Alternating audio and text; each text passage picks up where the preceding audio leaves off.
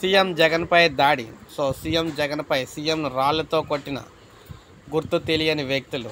మీరు చూసుకున్నట్లయితే ఇక్కడ చూసుకోవచ్చు. బస్సు యాత్రలో అపశృతి, జగన్పై దాడి, ఎడమ కంటికి గాయం, తక్షణమే ప్రథమ చికిత్స, విజయవాడలో ప్రభుత్వ ఆసుపత్రికి తరలింపు, కలవరపాటుకు గురైన కేడర్, బెజవాడలో ఉద్రిక్త పరిస్థితులు, దాడికి నిరసనగా వైకాపా శ్రేణుల ఆందోళన.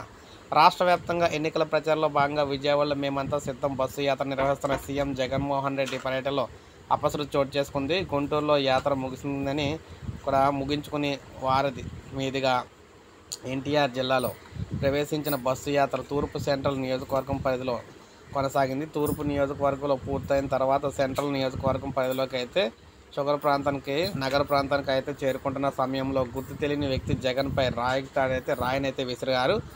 మొత్తంగా చూసుకున్నట్లయితే ఆయన ఎడమ కంటికి అయితే తగిలిందనమాట. ఎడమ కంటి పైన అయితే తగిలింది. దీంతో జగన్ ఎడమ కంటికి స్వల్ప గాయమైంది. సీఎం జగన్ పక్కనే ఉన్న ఎమ్మెల్యే బెల్లంపల్లి శ్రీనివాస్ ఎడమ కంటికి కూడా రాయి అయితే తగిలింది. వెంటనే అప్రమత్తమైన భద్రతా సిబ్బంది జగన్మోహన్ రెడ్డిని బస్సులోకి తీసుకెళ్లి ప్రథమ చికిత్స అయితే చేయించారు. మొత్తం మీద చూసుకున్నట్లయితే ప్రభుత్వ ఆసుపత్రికి అయితే తరలించారన్నమాట. ఈ విధంగా మీరు చూడొచ్చు, కన్నంతా కూడా వాసిపోయిందనమాట.